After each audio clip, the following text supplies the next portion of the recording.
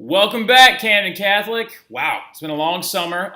Well, I should specifically say, welcome to AP European, my first time AP Euro students. So this is going to be a great year for all of us. I'm really, really excited, very, very pumped up about it.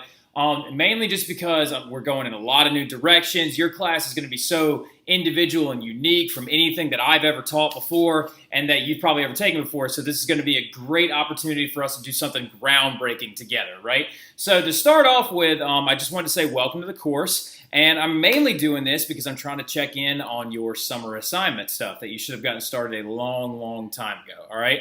So couple things really, really quick. This is the first of 3 flips that will be going up. Now, this one's not too crucial. You ain't got to take any notes on this one. But the next 2 are going to be crash courses on the Middle Ages to kind of set the foundation for what we consider modern Europe and this whole giant, we are a continent, but we're not a continent, and we're in the middle of every single map, which doesn't make any sense because we're just one big blurb. Oh, well, maybe it's because everybody who drew the maps was from there. But we're going to talk about Eurocentrism and things like that. We got plenty of time for that over the next couple of 10 months. So anyway, but the main thing about these, the summer assignments, the flips, the books, et cetera, et cetera, et cetera.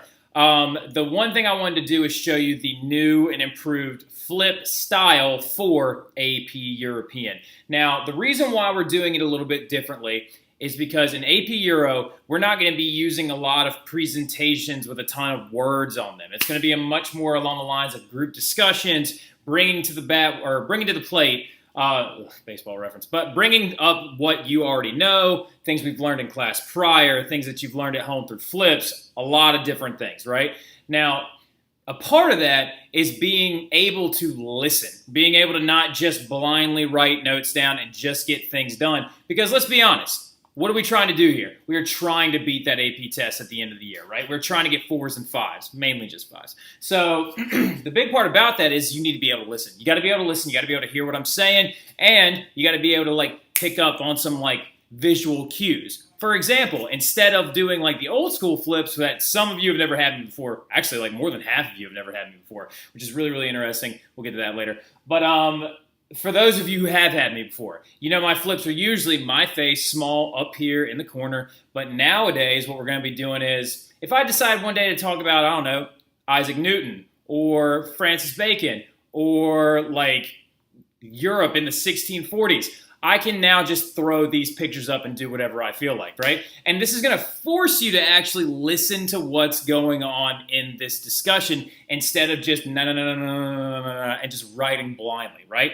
This will also force you to get one huge college skill, which is take notes that make sense to you. Don't just write things down because they're on the screen. Trust me, you think everything's important, but not everything is that important. Little anecdotes and things like that that won't actually appear on the test are not crucially important. Sorry I'm messing with my hair a lot. It's very humid today. Now, anyway, but let's go ahead and, speaking of, get started on some of the other stuff, right? Let's talk about those maps a little bit, all right? Now, the maps were the big thing that a lot of people were intimidated by, but let me give you a heads up on the maps. There's only about one of them that you'll need to really study out the gate, all right? So the geographic map, including the bodies of water, the major mountain ranges, things like that, and the rivers and stuff, that's a reference map, all right? You're maybe once or twice will be asked to know where specific rivers are on that map, because most historians don't walk around with a congenial understanding of where every single river is on the planet, or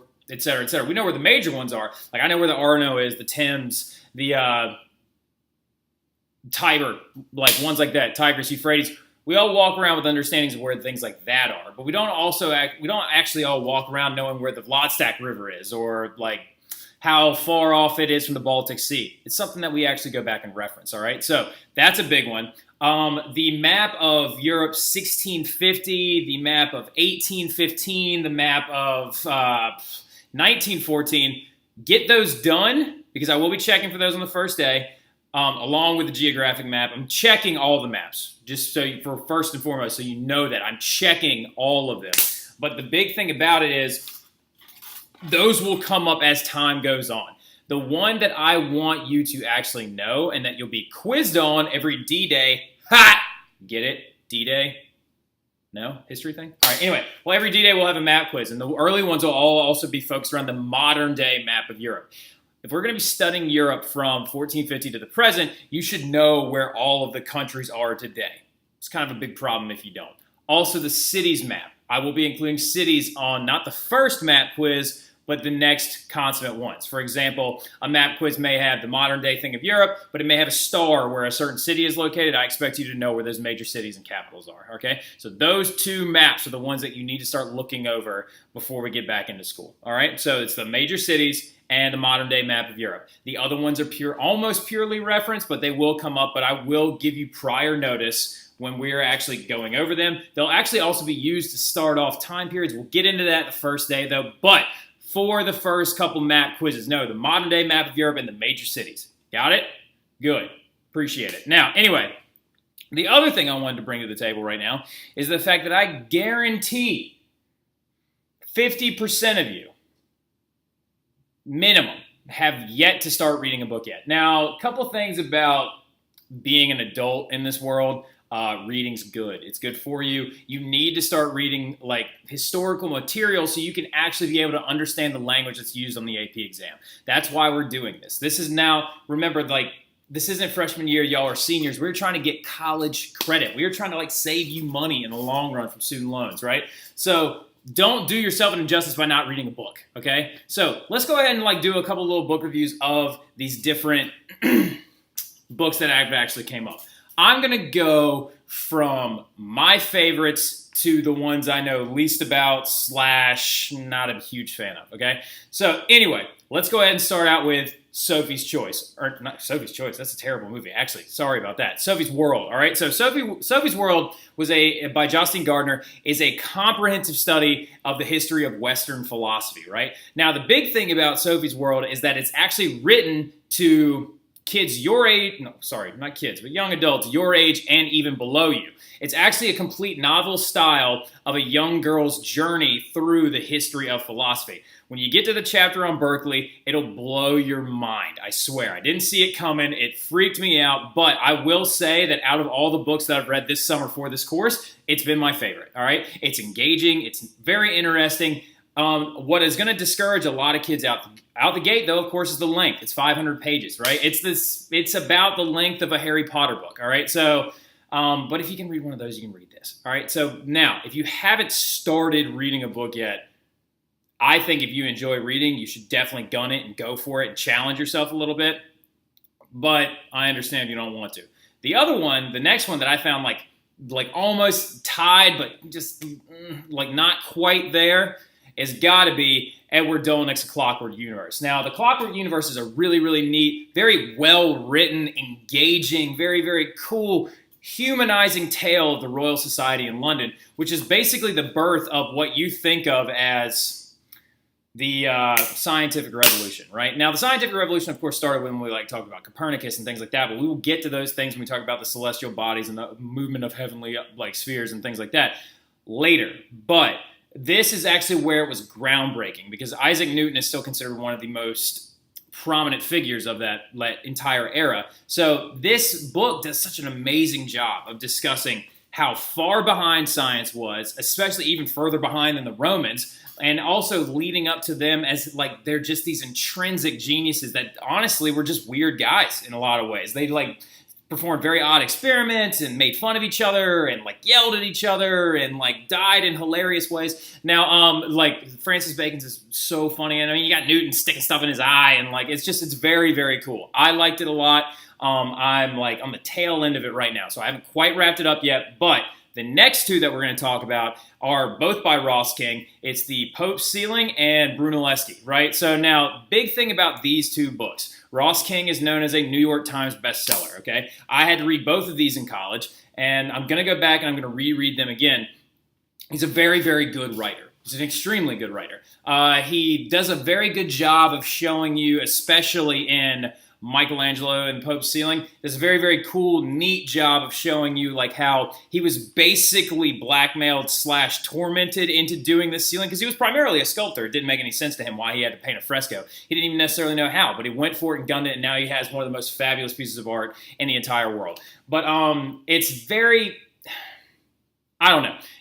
I know a lot of you will like it a lot, but like I said, I'm a big fan of the Clockwork Universe. But then again, I got to go back and read it. So my tastes probably have changed since I was in college, like, oh god, like almost 10 years ago, right? So, but I would definitely highly suggest it. So anyway, then there's the other one. This guy right here is going to be the one that a lot of you default to because it's the shortest. All right, so it's only like 120 pages without the index and the pictures and everything else, and the print's pretty big. It's all about Brunelleschi's Dome, which to this day, I love that book. I love it simply because it is my favorite building in the world. All right, I've been to a lot of different places. I've seen a lot of different things. The Duomo in Florence is the most gorgeous piece of like art, architecture, everything that I've ever seen in my entire life. So it is absolutely phenomenal. And this book does a very good job of explaining the history behind it, the architectural oddities that he used, and also Brunelleschi as a man and just how kind of weird he was. And also like his huge feud with Ghiberti and like how he pretended to be sick and like, so it's very, very interesting. If you're looking for a shorter read, that's a good one to go to. All right. So, but that's pretty much it. And then, like I said, next week, probably around Wednesday, will be your first crash course in the Middle Ages video. And then the following week will be the second video on wrapping up the late Middle Ages and the chaos that ensued leading into the Renaissance. All right. So I am so elated that we are going on this journey together. I cannot wait. It is not going to be easy, but it is going to be very rewarding. A lot of you are going to be like, this is what I signed up for. Let yourself swim in the material, enjoy yourself, and don't be discouraged by hard work, okay? Like, you're going to need to be able to, like, work hard to make it in college, all right? So I promise I got blindsided by it when I got to school my freshman year. I did not know what was going on. So I don't want that to happen to my kids. So I cannot wait to meet every single one of you. Some of you have already met, and so I'm super excited to have you again. But yeah, can't wait to see y'all then. See you in September, Camden Catholic, or AP.